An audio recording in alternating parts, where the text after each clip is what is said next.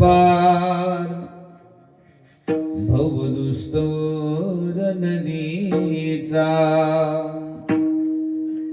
बहु आहे करुणावंतानंतहीन मजा तो हा अवतरील पार भवदुस्तोर नदीचा तुका म्हणे साक्षी आले तुका म्हणे साक्षी आले ते हे केले प्रगट तो हा उतरील पार भवदुस्तर नदीचा पांडुरंगा करू प्रथम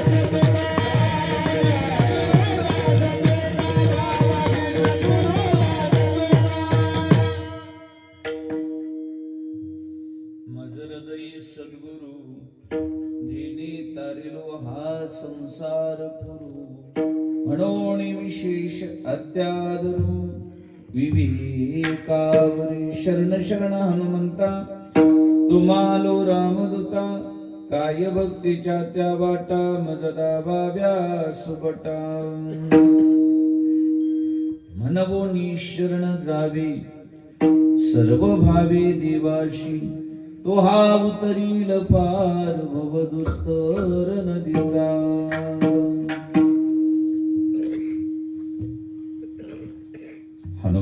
बाबांच्या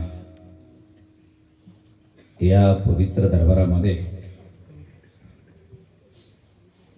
साधू संतांच्या महापुरुषांच्या पदस्पर्शाने पुणे आणि पावन झालेली ही पुण्यभूमी मौजे पिंपरी. आता कोणती पिंपरी? नाही, महात्म्य पिंपरी. चांगलं नाव आहे, दोन्ही नाव आहेत. असं द्या काय, आता वाडवडिलांची बापदादांची जी परंपरा चालत आली आहे त्याला आपण मोडू शकत नाहीये. जे असेल ते योग्य. वार्षिक नियमाप्रमाणे गोड भव्य आणि दिव्य अशा अखंड हरिनाम सप्ताहाचं आयोजन गावकरी मंडळी आबाल वृद्ध यांच्या सहकार्याने, श्रद्धेने, भावनेने, प्रेमाने, शुद्ध अंतकरणाने या ठिकाणी गावामध्ये आहे. 47 वर्ष सप्ताहाचं आहे. जवळजवळ आपली वाटचाल सुवर्ण महोत्सवाकडे होते. आणखीन 3 वर्षानं आपल्या सप्ताहाचा सुवर्ण महोत्सवाचा टप्पा आपण गाठतोय. अतिशय आनंदाची गोष्ट आहे. इतक्या दिवसापर्यंत आपण सर्वांनी हा नियम या मातृभूमीचा चालवून ही खरोखर कौतुकाची गोष्ट आहे, स्तुती म्हणून नाही. बरेच सत्य सुरू होतात, मध्येच बंद पडतात, पुन्हा सुरू होतात. कारभारी बदलतात, सत्य बदलतात, तिथ्या बदलतात, भरपूर भानगडी आहेत. परंतु असा हा सुवर्ण महोत्सवापर्यंत 50व्या वर्षापर्यंत हा नियम जवळजवळ चालत तुम्ही आणलाय. साधू संतांची, ज्ञानोबराय तुकोबरायांची, हनुमंतरायाची, भगवान बाबांची अतिशय तुमच्यावर कृपा आहे आणि तुम्हाला ही सद्बुद्धी आहे. नक्कीच लवकरात लवकर आपण हा सुवर्ण महोत्सवाचा टप्पा गाठावा आणि भव्य दिव्य स्वरूपामध्ये असा सुवर्ण महोत्सव तुमच्याकडे साजरा व्हावा आणि माऊली ज्ञानोबरा यांच्या, तुकोबरा यांच्या, बाबांच्या कृपेनं तुम्हा सर्वांचं कल्याण व्हावं अशी इच्छा व्यक्त करतो. चिंतनाला प्रारंभ.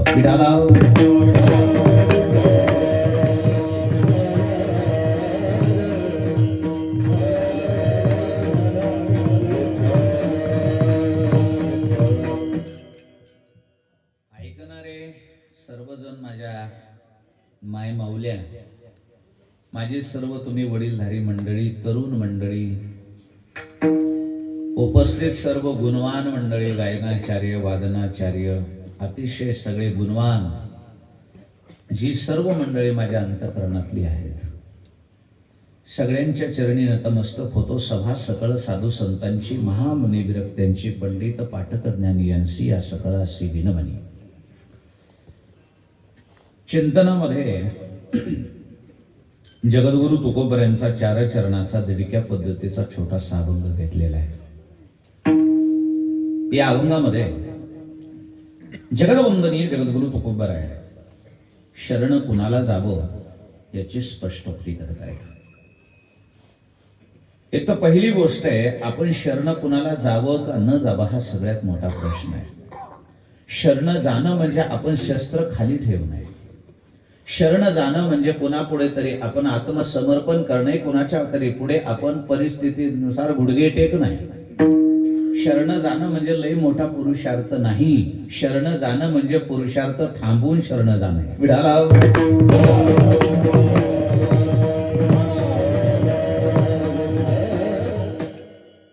म्हणून एक गोष्ट लक्षात ठेवा, माणसानं जीवनामध्ये शरण जायला पाहिजे का नाही जायला पाहिजे? बोला. शरण जाणं चांगले का वाईट आहे? शरण जाण्याची वेळ यावी का न यावी? आता उत्तर द्यावं लागेल. बाबा, शरण जाण्याची वेळ जीवनामध्ये येऊ नये हो. कुणाला शरण जाण्याची वेळ येऊच नाही. शरण जाणं चांगलंय का? शरण जाणं म्हणजे आपलं बल कमी पडणं आहे. ते शक्यतो भगवंताकडे अशी इच्छा व्यक्त करावी की देवा मिठाबरं खायची वेळ आली तर आम्ही मिठाबरं स्वाभिमानानं खाऊ, पण कुणाला शरण जाण्याची वेळ येऊ देऊ. विठाला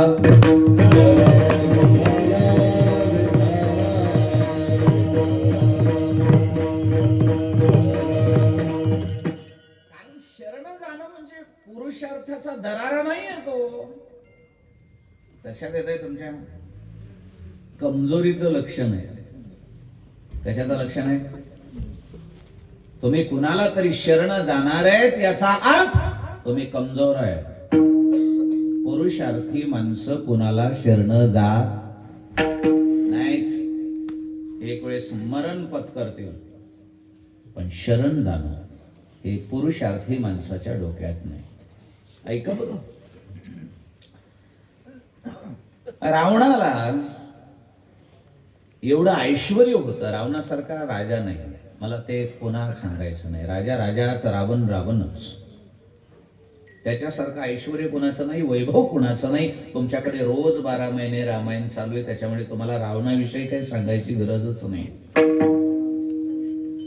मग एक दिवशी रावणाच्या लक्षामध्ये आलं, कधी कधी माणसं वैभवाला कंटाळलेली माणसं कधी कधी त्याच्यावर चिंतन करून विचार करतात. बरं, हे सगळं झालं, एक सांगू का, सत्ता संतती संपत्ती प्राप्त होईपर्यंत त्याची हाव असते. एकदा प्राप्त झालं ते एकदा माणूस तृप्त झालं का मग माणसाला त्याच्यामध्ये जास्त रस वाटत. हे सत्य आहे बरं का. हे नाही तोपर्यंत पळापळ आहे. हे ज्यांना ज्यांना प्राप्त झालंय का ते माणसं कंटाळले त्याला. विडाला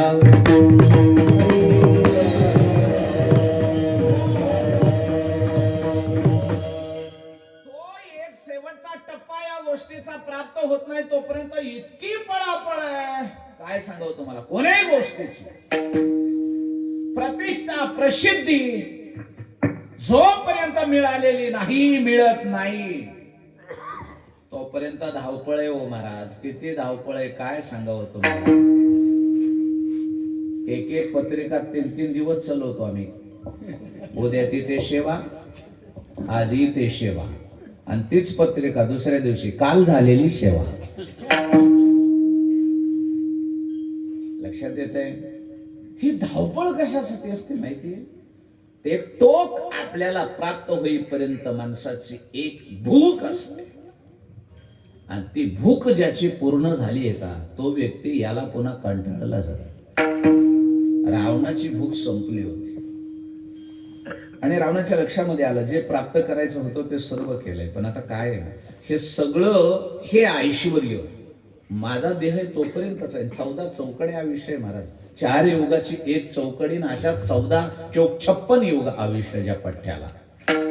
तो माणूस विचार करतो एक ना एक दिवस मी संपलो, माझा देह सुटला की हे काय मला सोबत घेऊन जाता येणार नाही, ते मला इथं ठेवून जायचंय. आणि मग मला गेल्यानंतर मला गती कोणती मिळेल हे काही सांगता येत नाही. आणि पुन्हा जर माझा जन्म झाला तर मी पुढल्या जन्मी राजाच होईल असं काही सांगता येत. काय सांगावं, एखाद्या घरामध्ये मी भिकारी होऊ शकतो, एखाद्या दरिद्री कुळामध्ये जन्माला येऊ शकतो. मग रावणानं विचार केला ऐश्वर्यामध्ये जगतोय, ऐश्वर्यामध्ये जगायचंय, ऐश्वर्यात मरायचंय, पण एकदा मेल्यानंतर पुन्हा वापस इथे यायचंच नाही. तेच कायम ऐश्वर्यामध्ये असं एक पद मिळवायचं. मग काय करावं लागेल याला?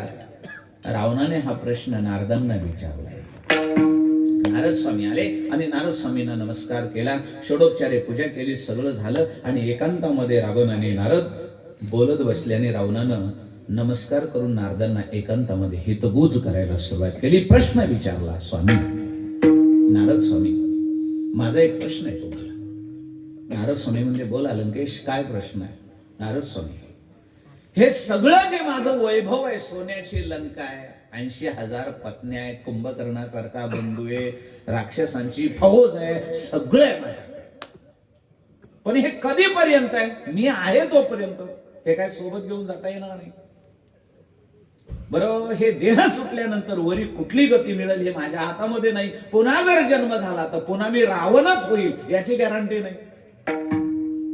नारद म्हणले मग नेमकं काय पाहिजे तुला?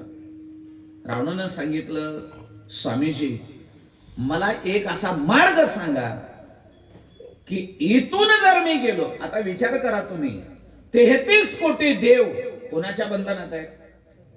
रावणाच्या बंधनामध्ये 33 कोटी देव. जे देव रावणाला वाकून नमस्कार करत होते, स्वर्गातले देव.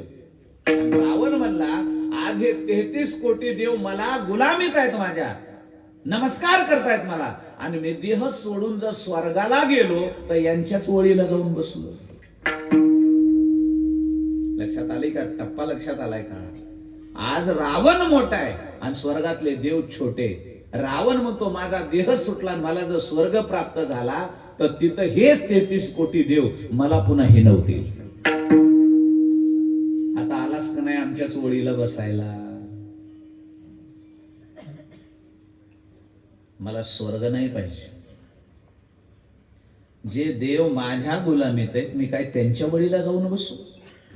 मला त्यांच्यापेक्षा वरचं स्थान प्राप्त करायचं. असं स्थान की हे 33 कोटी देव स्वर्गामधून माझ्या स्थानाकडे बघून जळाले पाहिजे, अशा जिव्हाळ्या चाटल्या पाहिजेत त्यांनी. रावण अरे मृत्यू लोकात होता तोपर्यंतही आपल्यापेक्षा वरिष्ठच होता, आणि शेवटी वर आला तरी आपल्यापेक्षा वरच गेला. त्यांच्यापेक्षा खाली नाही राहिलो पाहिजे. काय रावणाचे विचार आहेत? विचार करा. पुरुषार्थी माणसाचे लक्षण आहेत. या 33 कोटी देव माझ्या जळाले पाहिजेत माझं पद बघून, असं पद मला पाहिजे. कोणतं पद आहे ते सांगा. नारदाने सांगितलं, तुका म्हणे पावटणी करू स्वर्गाची निशाणी. स्वर्गाची पायरी करून जर वरचं पद पाहिजे असेल रावणा, त्या पदाचं नाव आहे सायुज्यता. विडाला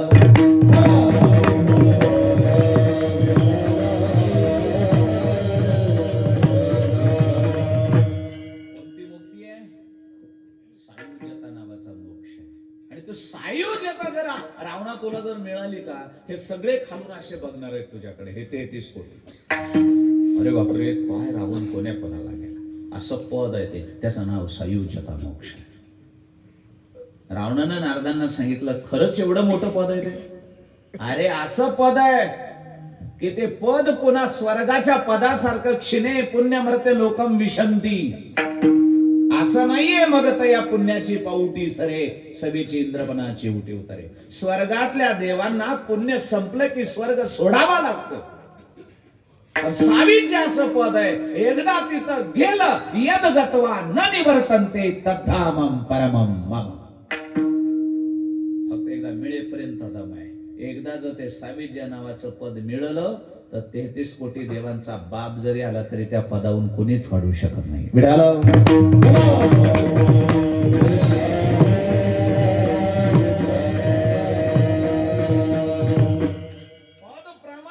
काय माहितीये का, लोकशाहीतल्या पदासारखे ते पद नाहीये. स्वर्गातलं पद म्हणजे लोकशाहीच्या पदासारखं पद आहे. 5 वर्ष संपले, विषय काही सांगता येत नाही. जर दुसरा आला तर आपल्याला सोडावं लागतं. ते स्वर्गातलं हे असंच पद आहे. पुण्य संपलं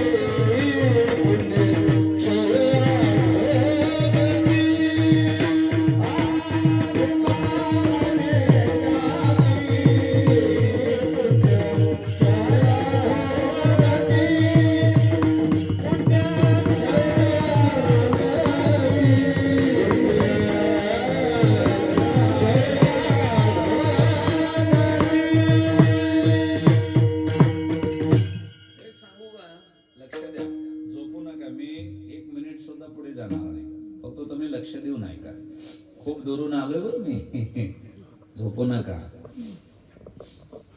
ज्याच्यावर आपण राज्य केलंय का, ज्याच्यावर आपण राज्य केलंय का, ज्याला आपण गुलामीत वागवलंय का, दुर्दैव असं येऊ नये, ज्याला आपण गुलामीत वागवलंय कदाचित भविष्यात आपल्याला त्याच्या गुलामीत वागायची वेळ येऊ नये, नाहीतर ते जिवंतपणी मरण आहे. वाक्य कळालं? ज्याला आपण सालानं ठेवलेलंय, जो आपल्या साल घालतोय आयुष्यभर, कदाचित भविष्यामध्ये त्याच्या पोराच्या इथं आपल्याला साल घालायची पाळी येऊ, नाहीतर हे जिवंतपणी नरक आहे. लक्षात आलं? काय विचार आहेत रावणाचे. या 33 कोटी देवांना मी सध्या गुलामीत ठोके देऊन वागवतोय, आणि देह सोडून जर मी स्वर्गामध्ये गेलो तर मला या इंद्राचा गुलाम व्हावं लागेल. स्वर्गात जर गेलो तर मग काय मिळवलं रावणानं? ज्यांना गुलामीत वागवलं त्यांच्या गुलामीत मी जाऊ? नाही, मला त्यांच्यापेक्षा श्रेष्ठ पद मिळवायचंय. आणि ते कोणते ते सांगा. नारद म्हणले फक्त सायुज्यता आहे. सांगा कशाने मिळेल? रावणा, ते एवढं सोपं नाही. आणि ते सोपं असतं तर हे 33 कोटींनी नसतं का मिळवलं? मग तुझ्या गुलामीत कशाला आले असत? ते सोपं नाही आहे. ते मोक्ष नावाचा पुरुषार्थ आहे तो. रावण म्हणला स्वामीजी फक्त तुम्ही कशाने मिळतं एवढं सांगा. रावण म्हणतात मला अशक्य काही नाही आणि मी काही करू शकतो. नारद म्हणले रावणा तू काही करू शकतोस, पण हे अवघड आहे, जरा ऐक. तुला जर हा मोक्ष सायुज्यता नावाचा मोक्ष मिळवायचा असेल तर कदाचित लंका पण डाबावर लावावी लागेल सोन्याची. आहे तयारी? रावणानं सांगितलं आज जळाली म्हणून समजा. तयारी आहे. रावणा विचार कर, ही लंका प्राप्त करण्यासाठी तो कोणाकोणाशी वैर घेतलेस? जाऊ द्या हो, आज सोडली त्याला सुद्धा डाबावर लावायला तयार आहे. सायुज्यता पाहिजे. रावणा ऐक बरा, कुंभकर्णासारखा भाऊ सुद्धा गमवावा लागेल. नव्हे नव्हे अक कुळ सुद्धा डोळ्यात देखत नष्ट झालं तरी तुला माग सरून जमणार. आहे का तयारी? कारण तो मोक्ष नावाचा पुरुषार्थ असा आहे, तो एक प्राप्त करण्यासाठी इथलं सगळं डाबावर लावावं लागतं. राज्य, संपत्ती, संतती, देह, कीर्ती जेवढं आहे तेवढं डाबावर लाव. डोळ्यात देखत गेलं तरी माग बघायचं. आहे का तयारी? बोल. हे सगळं जाऊ शकतो बरं तुझं. हे आतापर्यंत तो वैभव मिळवलायस का? 80,000 पत्न्या, मंदोदरी सारखी पतिव्रता, कुंभकर्णासारखा भाऊ, सोन्याची लंका, एवढं ऐश्वर्य एका झटक्यात जाऊ शकतं बरं त्या सायुज्याच्या नादानं. रावण म्हणतो स्वामीजी फक्त तो मिळेल का गॅरंटीनं सांगा. एवढं डाबावर लावायला तयार आहे. नारद म्हणले एवढं लावलं मग मिळते. लक्षात येईल? आणि मग नारदांनी सांगितलं सायुज्यता फक्त 2च मार्गाने मिळते. आजी हो पुढल्या आजी नका ना झोप. तुम्हाला आता सांगितलं ना झोपायचं नाही अर्धा तास. लय महत्वाचा विषय हा. असं कसं पिठाला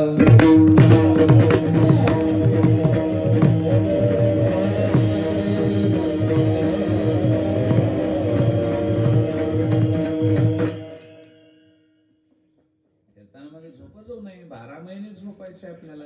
कमाल. 12 महिने कुणी जागा म्हणतं का? काही करायचंय का? 12 महिन्यातले 7 दिवस तुम्हाला 2 तास झोप निघत नाही. काय करावं तुम्हाला? आणि पुन्हा झोपणारे म्हातारे पुढल्या कडीला बसून डेअरिंग करतात. तर बरं काय करू? आता काय करू मी?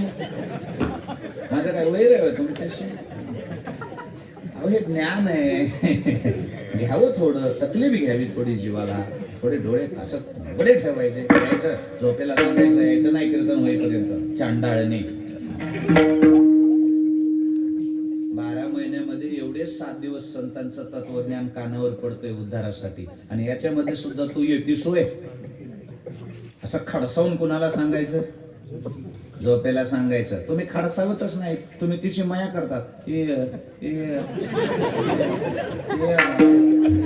इतकी माया असते होय तिची. तिची मया केली होतं ती बसलीच. मयाच करायची नाही, ताडकन सांगायचं त्याला यायचं नाही काय म्हणायचं, बिलकुल यायचं. हाय महाराज, आजी तुम्ही राग येऊ देऊ नका बरं, नाही तर तुम्ही म्हणताल नाही उद्यापासून हे सप्ताह आणि कीर्तन. आता काय तुम्ही झोपलत म्हणून तरी कळालं मला. झोपलत, राग येऊ देऊ नका आणि झोप जाऊ नका. तर ते कसं आहे, तुम्ही झोपलात म्हणून मला दिसलात म्हणून मी बोललो. काही काही तर असे आहेत महाराज, तुमचे डोळे झाकले म्हणून मला कळालं, काही तर डोळे न झाकता झोपत येत महाराज. हो, त्यांची झोपच तसली. आता इमानदारीची झोप कोणती माहिती का? डोळे झाकून झोपणार. काही काहीची भ्रष्टाचारी झोप आहे. अहो ती डोळे झाकीतच नाही, नुसते बघत येत आणि फुल झोप येत असते.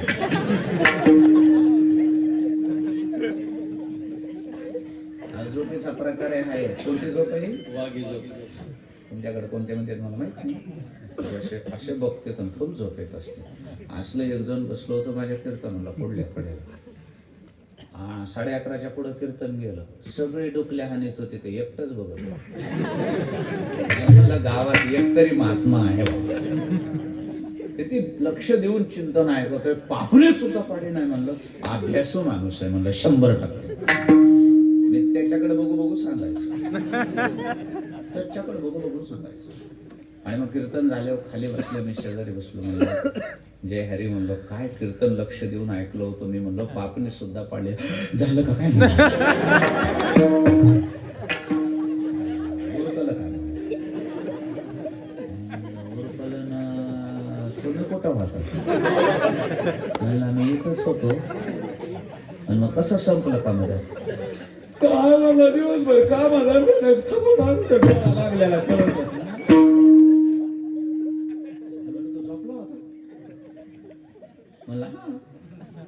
म्हणलं कधी? मदन उदव चालेल आलती तवापासून झोपलो.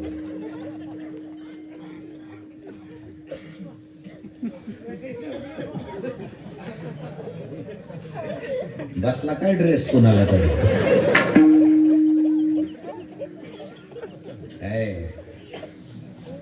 नका झोपू. सावध झालो हरीच्या आलो जागरण. हे जागरण आहे हरीच. ऐका बरं, आता गंभीर विषय चालू आहे. रावण लंकेश कशाला सायुज्याच्या नादी लागता? सगळं मिळवलेलं वैभव जाऊ शकतं बरं त्या सायुज्याच्या. जाऊ द्या हो नारद स्वामी, याचं करायचं काय? मी मेल्यावर काय करायचं याचं? माझ्यासोबत येणार आहे का? रावणानं उभ्या जन्मामध्ये कधी अपमान सहन केला नाही, मेल्यावर सुद्धा रावणाला अपमान नको आहे. हे गेलं तर गेलं. नारद स्वामींनी सांगितलं 2च मार्ग आहेत त्या सायुज्याकडे जाण्याचे.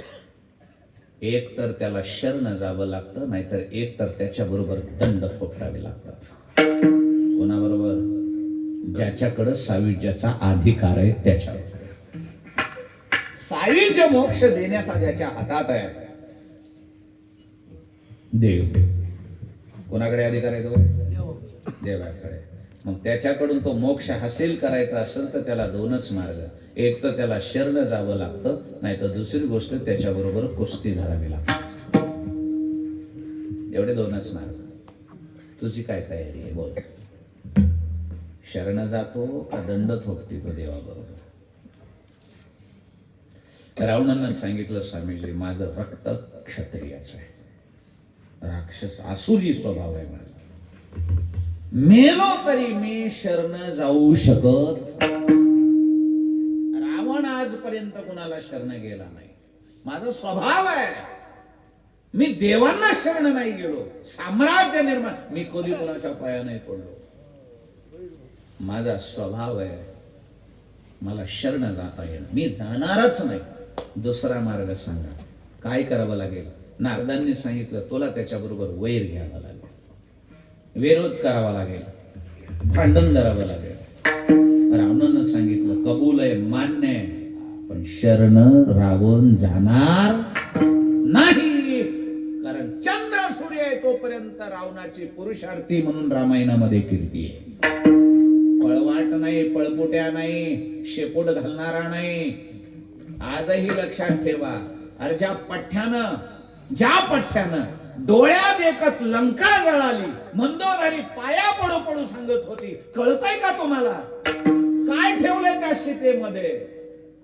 80,000 आम्ही पत्न्या आहोत तुमच्या, आणि 80,000 पत्न्या सोडून तुम्हाला त्या सीतेमध्ये काय पडले? डोकं चालत नाही का तुमचं प्रभू? कसं कळत नाही तुम्हाला? बर्बाद व्हायलाय डोळ्यात एकच. मागे पाऊल घ्या. रावणानं सांगितलं, मंडोदरी तुलाच लय कळतंय, मला अक्कल नाही असं नाही, मला सुद्धा कळतंय. लंका जळालीये, आता तरी विचार.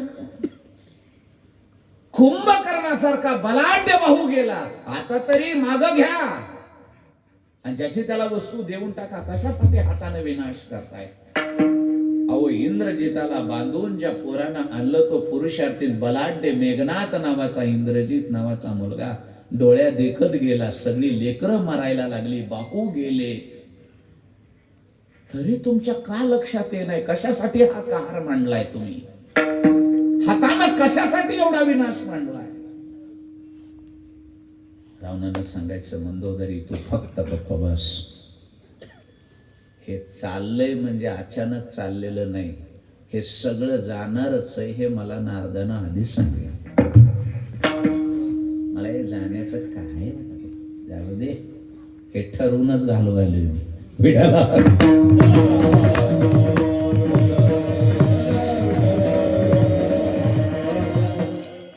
कळालं? रावण मूर्ख नाहीये. कोण म्हटलं तुम्हाला मूर्ख आहे रावण? अरे 4 वेदावर भाष्य जो पट्ट्या लिहितो, 4 वेदाचं मुखोद्गत पठन जो रावण करतो, शिवतांडव स्तोत्रासारखं स्तोत्र रचित करून भगवान शंकराला सुद्धा प्रसन्न करतो. वेळ आली तर पूजेला कमळ पडलं तर एक शीर कमल कापून महाभगवान शंकराच्या पिंडीवर वाहतो. तो रावण मूर्ख कसा असेल? मंदोदरीनं सांगितलं, गब्बस, तुझा मी आदर करतो, तुझा अपमान नाही करत. मंदोदरी, पतिव्रता आहेस तू, माझी पत्नी आहेस, तू सांगतेस ते सत्य आहे, पण तू सांगतेस ती मी ऐकणार नाही. हे सगळं चाललंय याचं मला नवल नाही, कारण हे सगळं घालवल्याशिवाय मला जे पाहिजे ते मिळणार नाही. हे मला माझ्या गुरुनं सांगितलं. त्याच्यामुळे मी हे सगळं काय करणार आहे? घालवणारच आहे. ऐका नीट. आणि पठ्ठ्यानं डोळ्यात एक सगळं गेलं, स्वतःही गेला शेवट, पण मागे पाऊल घेतला. अरे कितीतरी जणांनी रावणाला जाऊन सांगितलं, रावणा शरण जा रामाला. नाही सांगितलं? हनुमानजी जाऊन सांगत होते, रामाला शरण चल, राम तुला माफ करते. राम खूप मोठ्या मनाचे, राम तुला जवळ घेतील, तुला माफ करतील. अंगद जाऊन शिष्टाईच्या वेळेला सांगत होता, रावणा आता तरी विचार कर, रामाला शरण जा. बिभीषण सांगत होता, रामाला शरण जा. अरे कितीतरी जणांनी सांगितलं रामाला, सांगितलं का नाही? पण पट्ट्यानं एकाच तरी ऐकलं का? बोला. नाही ऐकलं. का ऐकलं नाही माहितीये? त्यानं एकच ठरविलं होतं, ते सायुज्य प्राप्त करायचा एवढाच मार्ग आहे. 2च मार्ग आहेत, एक तर शरणागती, नाही तर विरोध. आपला स्वभाव ताठर आहे, आपला स्वभाव पुरुषार्थी आहे. आपण शरण जाऊ शकत नाही. आपण शेवट करायचा, पण विरोधानच करायचा. विठाला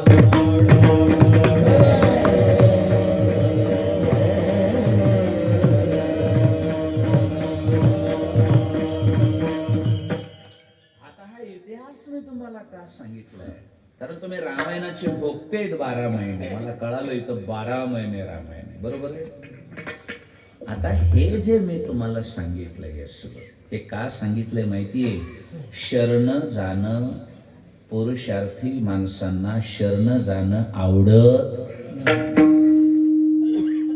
झुकतच नाही ते माणसं. कोणापुढं झुकणं, लाचारी करणं आवडतं का पुरुषार्थी माणसांना? बिलकुल आवडत नाही. जी माणसं काहीच करू शकत नाही, कमजोर असतात, ती माणसं मोठ्या माणसांच्या लाचाऱ्या पत्करतात. लक्षात आलं? का पत्करावी लागते त्यांना? नाही विलाज. कशासाठी? ज्यावेळेस त्यांच्या लक्षामध्ये येतं की आपलं याच्या पुढे बल चालत नाही, शरण कधी जावं लागतं, कधी वेळ येते, परिस्थिती तशी जर आली माणसाला गुडघे टेकायला लावते. अंगात बळ असून सुद्धा उपयोग नाही, डोक्यात बुद्धी असून सुद्धा उपयोग नाही, बाहुबळ असून उपयोग नाही, सगळं असून सुद्धा कधी कधी परिस्थिती इतकी लाचार बनवते माणसाला शरण गेल्याशिवाय पर्यायच राहत नाही. बिडाला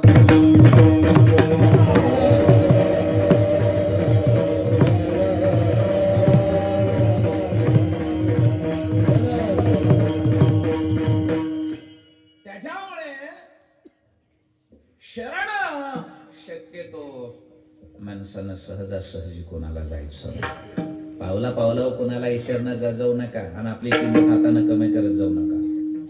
लईच इथपर्यंत जर कधी आलं, शरण कधी जायचं? का चुना संपला तरी दिन तेवढा काय बावळट आहे, चुन्यासाठी शरण जायचं? चुनात तर बघू संपली म्हणून शरण जायचं असतं? काही उगीच छोट्या छोट्या गोष्टींना आपला स्वाभिमान घाण ठेवायचा कुठे? हजारासाठी, 500साठी, 2000साठी, 5000साठी लाचारी करायची कुणाची?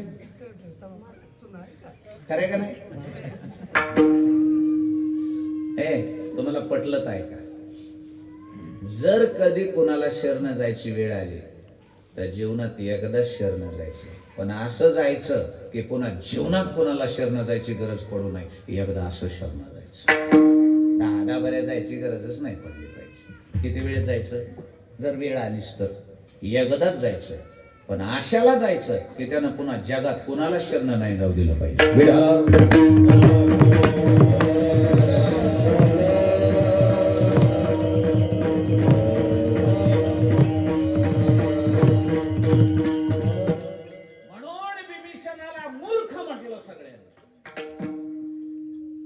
निंदा करत होता बिभीषणाची, मूर्खा, नालायक जन्माला आलास आमच्या कुळामध्ये. अरे आपण असुर आहेत, बलवान आहोत, आणि एवढे बलवान आपलं नाव असताना तुझ्या माझा भाऊ असून तू त्या वनवाशी रामाला शरण चाललास. अरे इज्जत घालवलीस सगळे आमच्या कुळाची. म्हणला का नाही रावण? बरं रावण म्हणला असेल त्याचा भाग सोडा, आमचे संत सुद्धा मनसी विभीषण शहाणा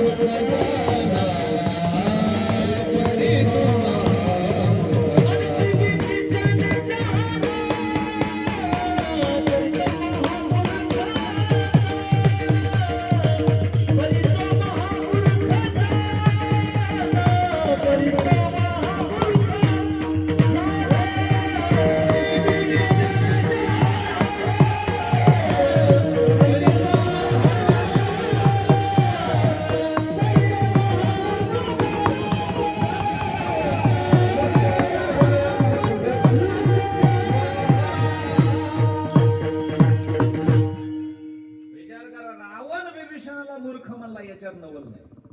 रावण तर म्हणलास, ए मूर्खा, लाज वाटते मला तुझा भाऊ. अरे हे सोडा, रावणाची माय सुद्धा बिभीषणाला म्हणली, 2 हिऱ्यांना जन्म दिला, पण तू मूर्ख जन्माला आलास माझ्या पोटाला. चूक झाली तुझ्यासारख्याला जन्म देऊन. माझे 2 वाघ रणांगणात भिडत भिडत नेले आणि तो शेपूट घालून त्या रामाचे पाय चाटायला गेलास. कसं काय? जरा उलट वाटायला नाही ऐकायला? उलट नाही बाबा, हे सत्य. उगी चंद्र सूर्य तोपर्यंत रावणाचं नाव नाही. एक सांगू का तुम्हाला? जोपर्यंत या मृत्यू लोकात आणि या सृष्टीमध्ये चंद्रसूर्य आहे, तोपर्यंत जोपर्यंत रामायण आहे आणि जोपर्यंत राम आहे तोपर्यंत रावण विसरू शकत. अरे रावण आहे म्हणून राम आहे. पिढ्याला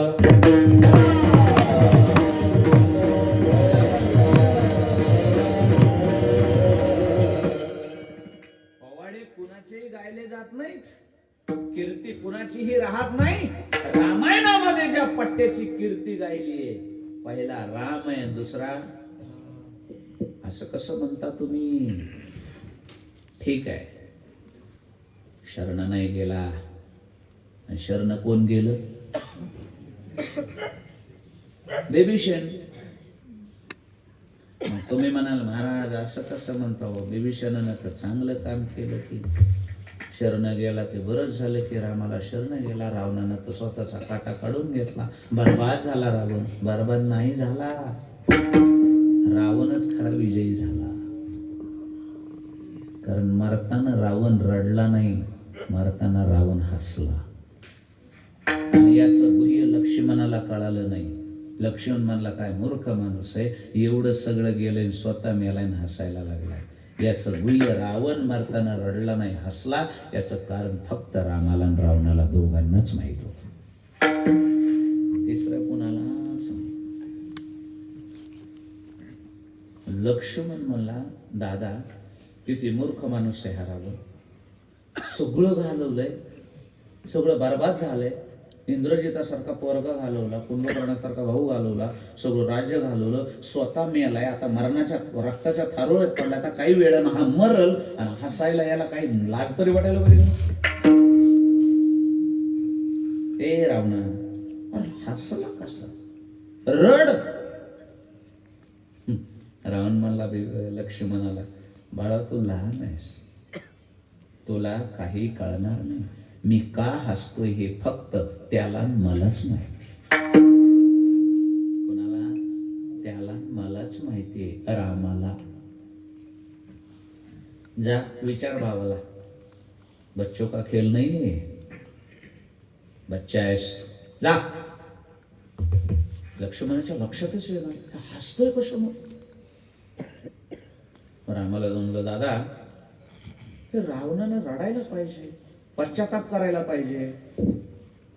माझं कसं होतं काय होतं, काहीच राहिलं का, माझं सगळं गेलं, बरबाद झालं, मी असं रडायला, हसायला काय. राम लक्ष्मणाला घेऊन आले रावणाजवळ आणि रावणाचं कौतुक केलं रामा. लक्ष्मण म्हणला काय झालं, कशासाठी? रावण म्हणला रामाला विचार, रामाला विचार मी का हसतोय, ते उत्तर देतील तुला. रामाला विचारलं लक्ष्मण, दादा मला उत्तर दे पटकन, हे का हसतोय? राम म्हणले याजसाठी केला होता अट्टहास. यानं ज्याच्यासाठी इतका अट्टहास मांडला होता, तो दिवस त्याला आज शेवटचा गोड झालाय. त्याला जे पाहिजे होतं ते आज माझ्या हातानं मिळालंय, म्हणून ते हसतंय. लक्षात आलं? रावण सांगतो लक्ष्मणाला, लक्ष्मणा तुला काय वाटतं, सोन्याची लंका गेली जळाली म्हणून मी रडू? राक्षसकुळ बर्बाद झालं म्हणून मी रडू? कुंभकर्ण गेला म्हणून रडू का इंद्रजित गेला म्हणून रडू असं तुला वाटतंय? याच्यासाठी मी रडावं? रावण रडणारा नाही, रावण लढणार आहे. रडका नाही रावण. आज मी हसतोय म्हणजे कशासाठी हसतोय? हे आतापर्यंत हे वैभव मी ज्याच्यासाठी माझ्या हातानं डावावर लावलं आणि जी गोष्ट मला पाहिजे होती तो रामाचा बाण मला लागला आणि मला सायुज्य प्राप्त झालंय, म्हणून मला जे पाहिजे होतं ते मिळालं, म्हणून मी हसत हसत प्राण सोडतो. रखुमा देवीवर जोडावया. आता प्रश्न असा आहे, रावणानं शरण न जाता ते मिळवलं आणि बिभीषणानं शरण जाऊन सुद्धा ते मिळवलं नाही. अरे का बोला, बिभीषणानं काय, रावणानं जे मिळवलं ते बिभीषणानं मिळवलं का? अरे बिभीषणानं मिळवलं लंकेचं राज्य. काय मिळवलं शरण जाऊन? मग शहाणा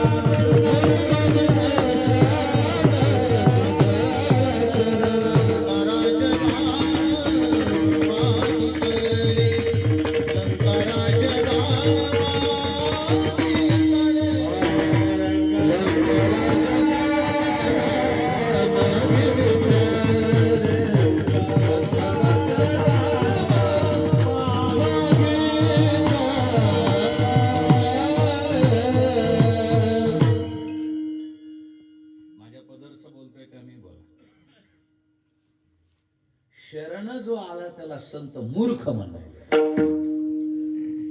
मूर्ख बिभीषण तुझा आला शरण. जो शरण आलाय त्याला काय म्हणाले संत? मूर्ख म्हणायला लागले. का मूर्ख? शरण जाणं मूर्खपणा नाही हो. शरण जाऊन तुम्ही जे मागताय त्याच्यात तुमचा शहाणपणा मूर्खपणा. शरण जाणं मूर्खपणा नाही. शरण गेल्यावर तुम्ही गेलात कशासाठी, कोणता हेतू ठेवून तुम्ही शरण चाललात आणि तुम्ही काय घ्यायला याच्यावर तुमचा शहाणपणा का मूर्खपणा ठरतो. रावण शरण नाही गेला पण शहाणा ठरला. कारण घेतलं काय हे बघा हो. सायुज्य घेतलंय त्यानं. शरण नाही गेला, विरोध केला पण मोक्ष घेतला. बिभीषण शरण गेला पण लंकेचं राज्य घेतलं. रामाशी शरण गेला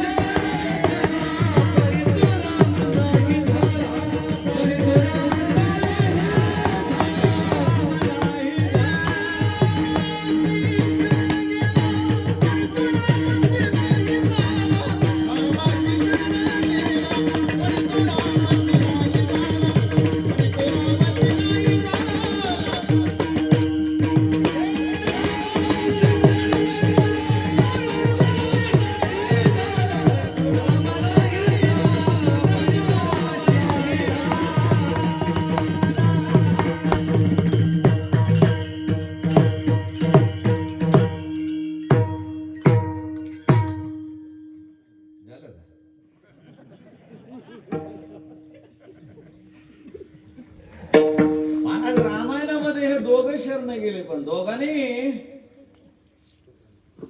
मूर्खपणा केला. एक सुग्रीव आणि दुसरा बिभीषण. काय शरण जाऊन उपयोग झाला याचा सांगा बरं.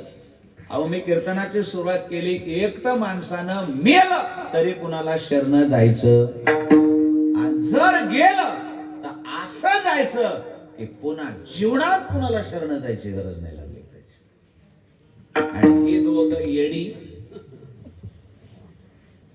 तो किष्किंधेचा सुग्रीव आणि हा लंकेचा बिबा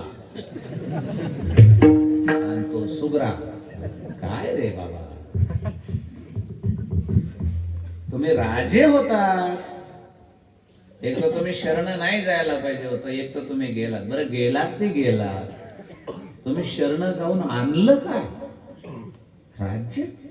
अरे ते नाशिवंत आहे ना, राज्य नाशिवंत आहे.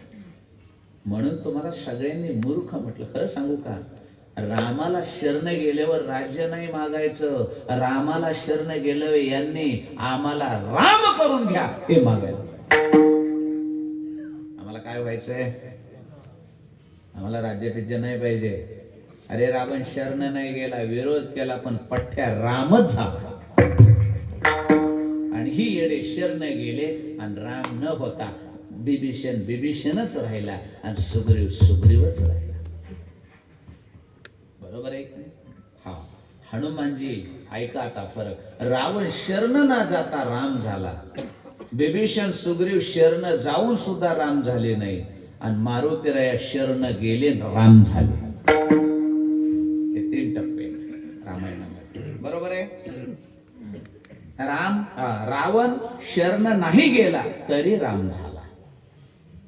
सुग्रीव आणि बिभीषण शरण गेले पण राम नाही झाले.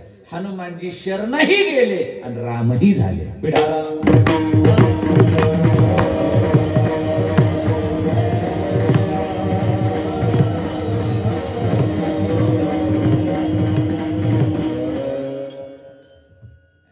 हनुमंतासारखं महाबली कोण आहे?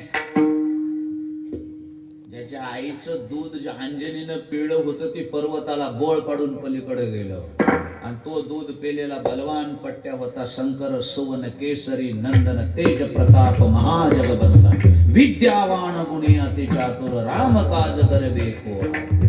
काय पॉवरफुल आहे. त्याला शरण जायची गरजच नव्हती कोणाला, पण गेला का नाही हो शरण कोणाला? रामाला. का गेला?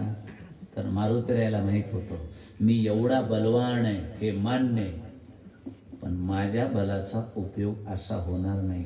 माझ्यापेक्षा हा बलवान आहे, मला शरण गेलं तरच बरं आहे. शहाण्या माणसाची लक्षण आहे. आलं लक्षामध्ये? नुसत्या बलाच्या घमेंडीवर चालायचं नाही. कधी कधी माणसं म्हणतात बघू काय होईल ते. काही नसतंय होत. एक टक्के पाचर बसली तर काहीच कळत नाही.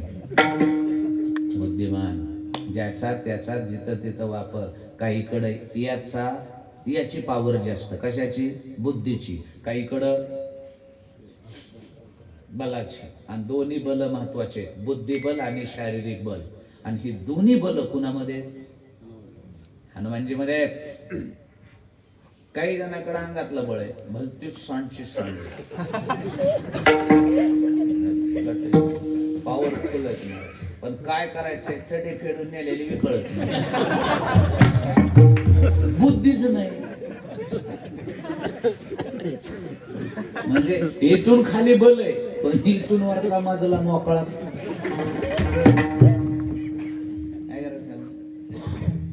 आणि काही काहीचा इथून वर चुल पक्क बल आहे त्यांच्याकडे. बुद्धीचं बल. अशी बुद्धी चलते महाराज, सुपर बुद्धी चलते. पण चलून काय करायचंय? एका मुसकाडीत 3 कोलंट्या खाते. काय करायचं महाराज? जिथं तिथं जेते बल कामाला येतं हो. जिथं तिथं जेते बल कामाला येतं. आता मला सांगा, आता माझ्याकडं बळ कशाचं आहे? माझ्यात बल कशाचं आहे? ह्याचं बल आहे. खरं आहे का नाही? आता समजा माझ्याकडे बुद्धीचं बळ आहे. माझं वजन आहे बघा, लय नाही येत, 50 किलो असं. आणि माझ्याकडे बुद्धीचं बळ आहे. मी आता गाडीत बसलो आणि त्या कॅनलच्या कडेकडीनं गाडी गेली आणि पुढं 2-4 चांगली निबर जर आली गाडी अडवायला 2-4. आता त्यांच्या जवळ मला कोणतं बल दाखवावं लागत? दरोडेखोराला, डाकूला कोणतं बल दाखवावं लागेल? त्यांना मी सांगू का? संत सांगतात चोरी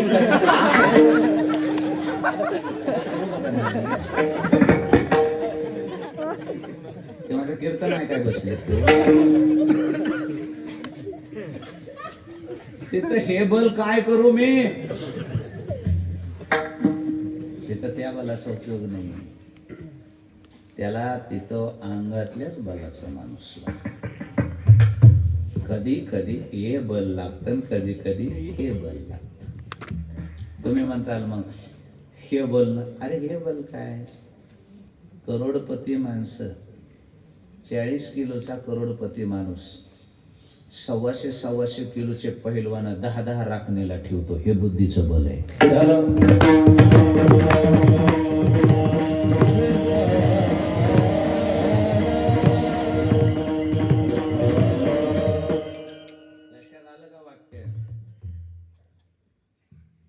कुणाकडं हे तर कुणाकडं हे. ज्याच्याकडं हे नाही त्याच्याकडे हे, ज्याच्याकडे हे त्याच्याकडे हे नाही. हे आपली व्यथा आहे.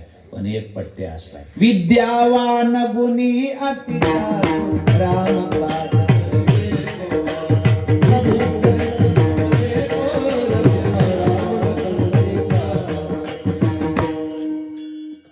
असा एक पठ्ठा आहे, त्याचं नाव आहे मारुतीराय. त्याच्याकडे नुसतं इथलंच नाही, हे पण आहे, बुद्धिमतां वरिष्ठम मनोजवम्मा ऋततुल्य वेदम जितेन्द्रियं बुद्धिमतां वरिष्ठम. बुद्धीचा बल आहे, शरीरातलं बल आहे, सगळं बल आहे, तरी सुद्धा याला शरण जायची गरज का पडली? गेले का नाही हनुमानजी शरण? पण याला त्याला गेलेले नाही. कधी बी लक्षात ठेवायचं, बलवानानं विद्वानानं शरण जाताना आपली किंमत राहील अशाला शरण जायचं. एखाद्या निवळ याडपटाला शरण जातात लोक, म्हणतात हाय का ह्याला अक्कल काही? अरे ह्यानं आपल्या किमतीनं तरी राहायचं कळतंय का याला? हे केवढा माणूस, कसला माणूस, आणि तसल्याची लाचारी करायला लागले, याला कळावं तरी. म्हणजे आपण शरण कुणाला जातो याच्यावर आपली किंमत आहे बरं. हो, तुम्ही जर एखाद्या चांगल्या मोठ्या माणसाला जर शरण गेला, नाही बाबा आता त्याचा वरद हसतोय, त्याला त्याचा पाठिंबा आहे, त्याला माणसं म्हणते आता ते त्याच्या बगलाला लागलाय, त्याच्या कशाला नादी लागायचंय? खरे का नाही? शरण कधी बी मोठ्याला जायचं. कुणाला जायचं? आपल्यापेक्षा जो वरिष्ठ आहे ते काय जो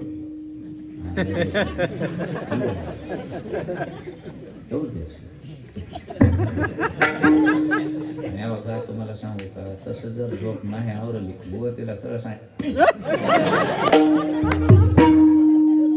आपल्याच हातानं तोंड कानसुळे खाणून घ्यायचं. कोणाचं आली तुम्हाला आली का? कोणाला हात वरी करा मला आली म्हणून. त्याला हानू वाटत नसलं तर मी स्वतःला कसा हाणून देऊ वाटेल. शरण जायचं, पण त्याला शरण गेल्यावर आपली इज्जत वाढली पाहिजे. वाक्य कळालं का?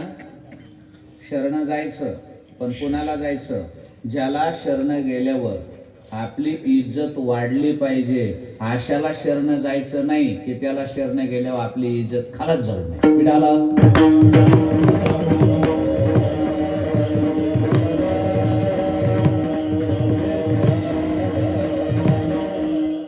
हनुमानजी एवढे बलवान आहेत, विद्वान आहेत, मग रामाला शरण गेल्यावर हनुमानजीची ताकद किंवा इज्जत हे हनुमानजीच वाढली का कमी झाली? हो, बळ्याचे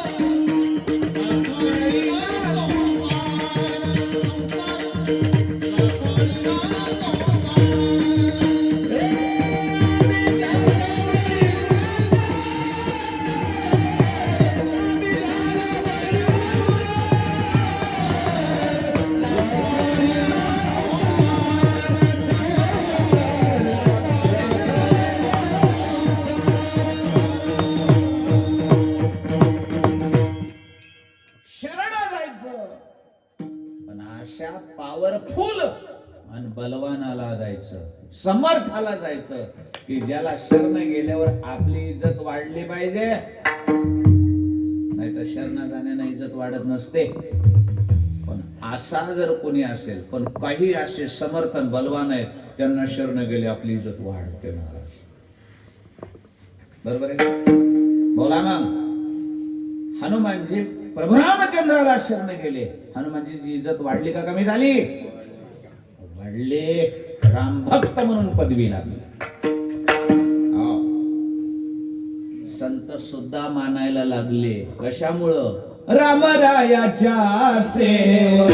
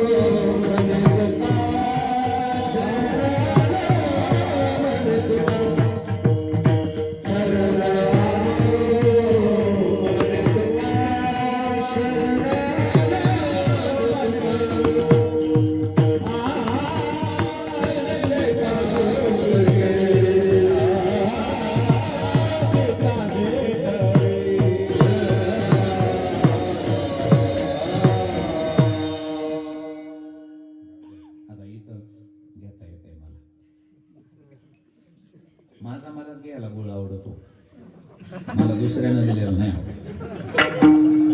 पहिला घेत होतो, मध्ये कुटाणा झाला, त्यापासून माझा मी वाकून घेतो.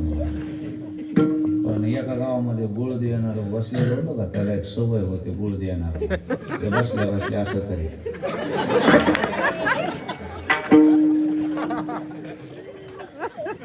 आणि पुन्हा बोट काढून गुळ घेऊन अशी चुळी बराच वेळ गोल गोळी करेल आणि पुन्हा मला म्हणे धर मला घाल चुली तो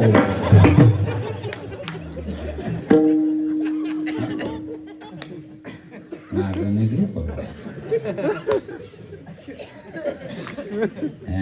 कुठवर आल तर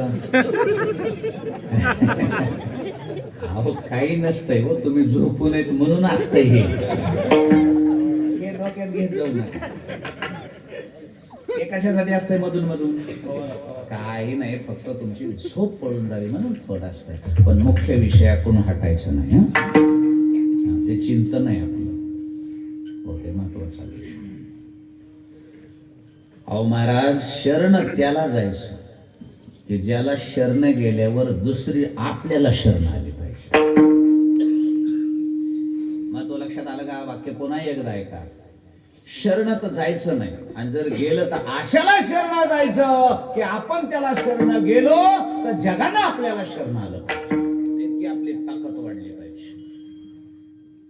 साधून संतन जगद्गुरु तुकोबऱ्यासारखे महान महान लोक मारुतीरायाला म्हणायला लागले, शरण शरण हनुमंता. खरे का नाही? पण शरण गेलेत म्हणजे उगच मारुती म्हणून नाही गेले, पुढे विशेषण लावलेत. आम्ही तुम्हाला शरण आलोत म्हणजे उगच नाहीत आलो, तुम्ही राम भक्त आहेत म्हणून आलो. तुम्हा आलो, तुम्ही रामदूत आहेत म्हणजे तुम्ही रामाला शरण गेलात म्हणून आम्ही तुम्हाला शरण. काय बघा बरं शरण जाण्याची ताकद. हनुमानजी शरण रामाला गेले, हनुमानजीला सगळं शरण यायला लागलं. बघा आशाला शरण जावं लागतं. रामरायाच्या सेवका अगोदर म्हटलंय आणि मग शरण आलो म्हणे. स्पष्ट सांगितलंय तुकोबांनी, मी तुम्हाला शरण आलोय म्हणजे असं आलेलो नाही बाकीचं विचार करून. तुम्ही रामाचे सेवक आहेत, रामाचे दूत आहेत, रामाचे भक्त आहेत म्हणून शरण आलो. लक्षात येतंय का? कोणालाही शरण जायचं नाही हो. गेलं तर हनुमानजी सारखं शरण जायचं, मोठ्या बलवानाला. आणि त्याला नाही तर मग काय महाराज, ते बी तसलंच ना आपण बी तसलीच. तसल्या नागड्याला शरण जाऊन काय हा? मग त्याची जुनी म्हण आहे, उघड्यापाशी सऱ्याला खरजूवाला औषध विचारतय राजकारणावाल्याला, हाय का काही? लईच खाजवायला लागले, हाय का काय औषध? राजकारणावाले थांब बघतो असलं त्याच इथं खाजवायला, ते खरजूवाल्याला औषध द्यायचे. काही नसते, कोणाला शरण जातो? तू ज्या दुःखानं दुःखी आहे ते बी त्याच दुःखानं दुःखी आहे, आणि तू कशाला त्याला शरण जातो? दोघाचा शिंग सोबतच पुन्हा विठाला.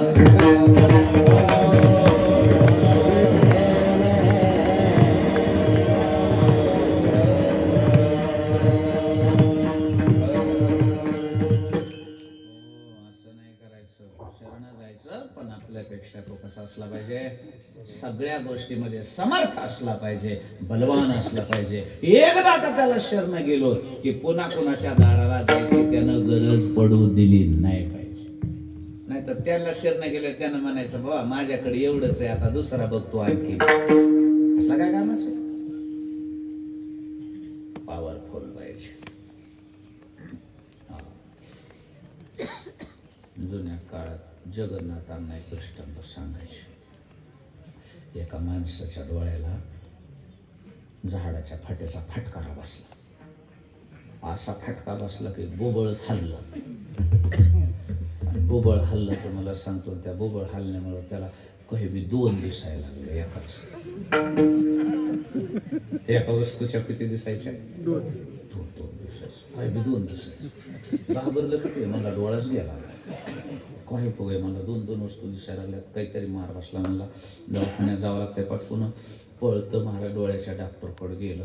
त्याला वाटलं हे डॉक्टरला हुशार आहे, त्याच्याकडे दाखवावं लागतं. पटकन डोळा पळतं गेलं. डॉक्टरकडे बसणं. मला डॉक्टर पटकन माझ्या डोळ्याला बघावर मला लय लागलंय कालपासून. मला उभं एकाचा 2च काही बी दिसायला लागले. लवकर मिशन लावून, लवकर तपासान बघा बरं लवकर. डॉक्टरनं ऐकून घेतलं. डॉक्टरने चष्मा घातलेला होता काळा. इतकी बडबड केली डॉक्टरनं. मला थांब जरा शांत हो माझा ऐक. डॉक्टरनं चष्मा काढला. म्हणला काय झाले? म्हणला एकाचं 2 दिसायले. डॉक्टर म्हणला तुला दिसायले एकट्याला का कुणाला दिसायले? म्हणला हो. मला तुम्ही 3 जण कशाला आले?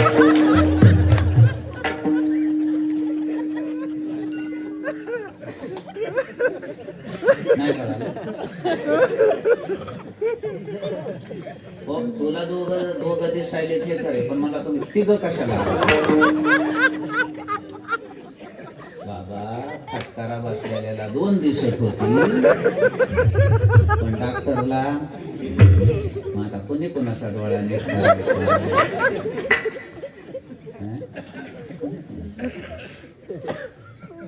नाही असं समोरचा कोण आहे? बळिया माझा